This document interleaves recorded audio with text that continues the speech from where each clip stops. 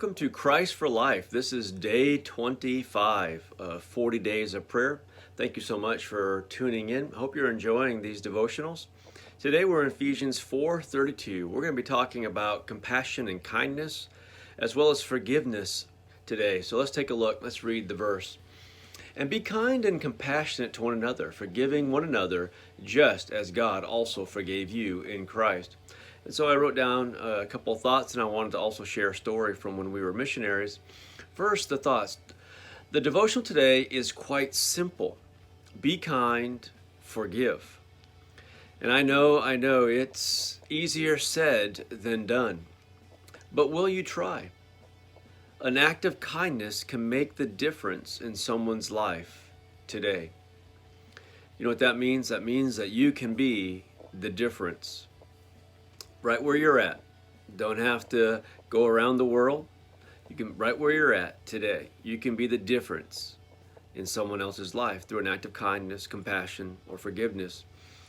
Years ago when we were missionaries in Ecuador, one of the things we like to do is minister to people who might not otherwise come in close contact with a follower of Jesus Christ. And so that would take us to different places. And one day we were at the local cancer hospital, and in particular in the part of the hospital where the children who were dying, most of them were diagnosed with terminal illnesses, were dying.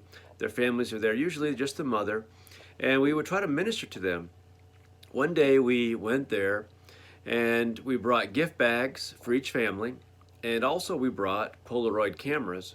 And what we would do is we would take a picture of the family. Like I said, usually it was the mother and the child, and these were very little children. We would take a picture of them and then hand the Polaroid to the mother, because the community at that point, because of their poverty, when that child died, likely that Polaroid photo that they received from us would be the only picture they would ever have of their child.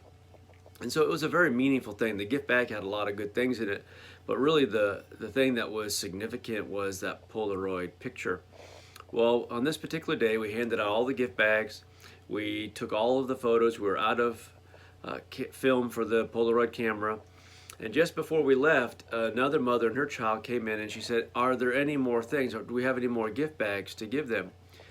And we said, "No, we just handed out the last ones." She was just a little bit too late.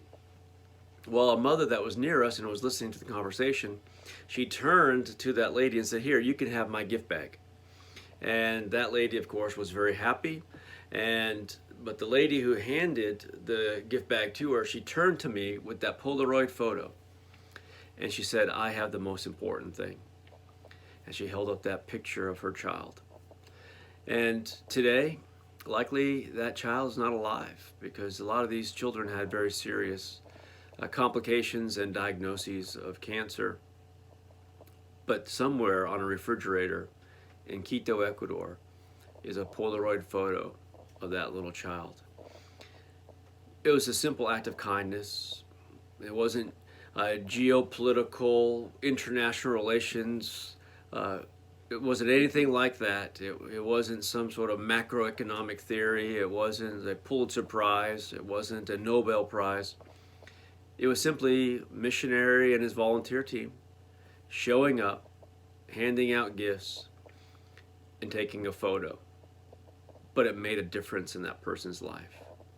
Friend, you can be the difference today. You can be the difference in someone's life.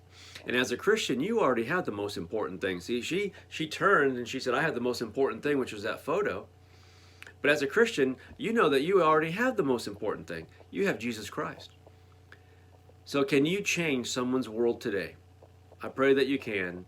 You'll be glad that you did. God bless you all. We'll see you soon.